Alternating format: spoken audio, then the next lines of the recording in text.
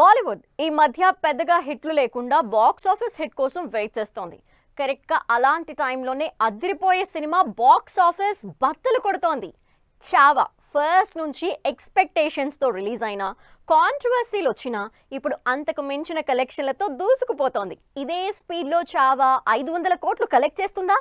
Vicky Kaushal, Rashmika lead roles లో పోయిన శుక్రవారం థియేటర్లోకి వచ్చిన చావా కలెక్షన్లతో దూసుకుపోతోంది.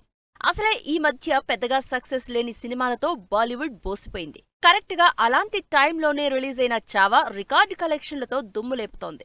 ఇప్పటికే 100 కోట్ల మార్కుని వీకెండ్ లోపే దాటేసిన చావా ఇప్పుడు 200 కోట్ల క్లబ్ కి దగ్గరలో ఉంది. చావా స్టార్ట్ కొంచెం స్లోగానే ఉన్నా ఇప్పుడు కలెక్షన్లు ఫుల్ స్పీడ్ అందుకుంటున్నాయి. ఇప్పటికే మార్నింగ్ షోస్ లో 85% పెరిగింది.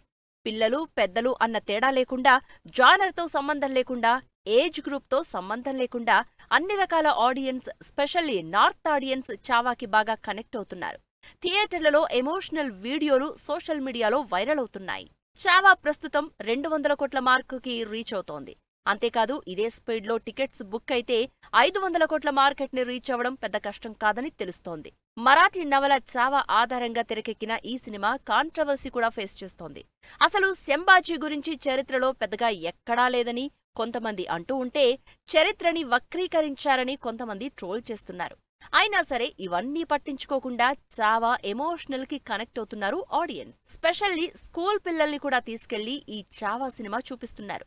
ఆ రేంజ్ లో అన్ని రకాల ఆడియన్స్ కి కనెక్ట్ అయిన చావా ఈ సంవత్సరం బిగ్గెస్ట్ బాక్స్ ఆఫీస్ హిట్ అయ్యేలా ఉందన్న టాక్ గట్టిగా వినిపిస్తోంది.